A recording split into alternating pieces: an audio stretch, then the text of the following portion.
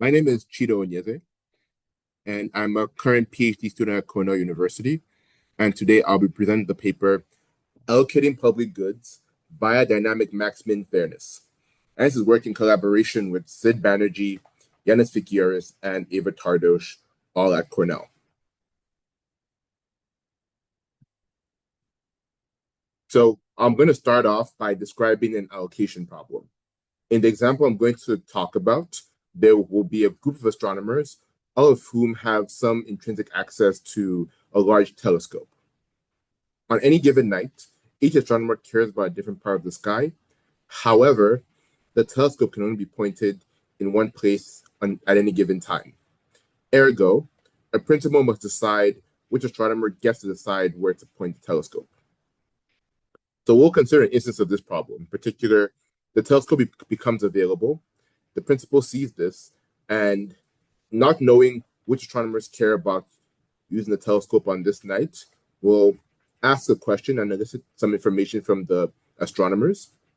And based on that information, the principal will make a decision about which astronomer should receive the telescope.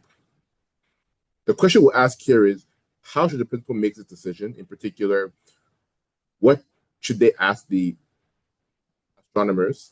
And based on their responses, who should get the resource? While somewhat stylized, this problem has a few salient features that will be important for us. In particular, there's an indivisible resource that is being repeatedly allocated over multiple rounds in a non-monetary setting. So we model the allocation problem more formally as follows. There are n agents, one indivisible resource, t rounds. And each agent has a value for receiving the resource in each round that is drawn IID from some distribution. While these values are private to the agent in question, the distributions themselves are public. Then the problem becomes, over the t rounds, the principal must allocate the resource to at least one agent, to I guess at most one agent, without knowing what the future values for the agents will look like. The particular mechanism we'll consider for solving this problem will be the dynamic max-min fairness mechanism. Under this mechanism, in each round, the agents will be asked whether or not they want the resource, and the resource will go to the agent who says they want it, who has won it the least up to this point in time. This mechanism has been well studied and is known to be practical, primarily due to its simplicity.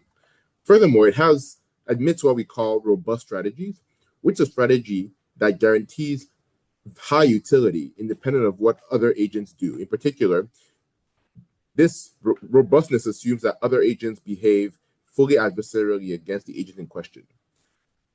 We, however, note that this assumption is quite pessimistic, and in general, we expect agents to behave in a more strategic way.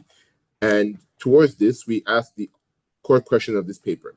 What is the landscape of equilibria under this mechanism? And in our first result, we characterize the long-run utility of agents when they use strategies from a very natural class of strategies. And we show this via a form of state space collapse based on how often each agent is requesting the resource.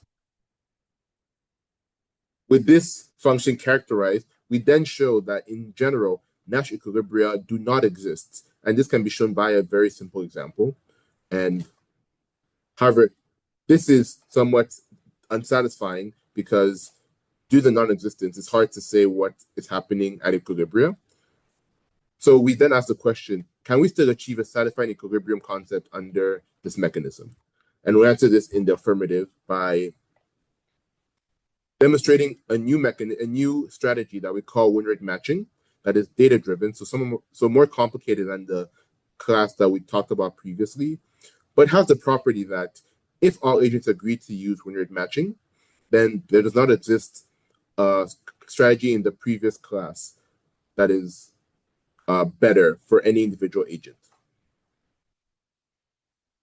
Finally, we show that when all agents do use win rate matching, the agents achieve an asymptotically optimal fraction of the maximum utility that they could have possibly achieved. In particular, they achieve a utility that is much greater than they would achieve if they had used the robust strategy instead. And this demonstrates the idea that at equilibrium, we expect outcomes to be much better than in the robust setting, which is quite pessimistic. And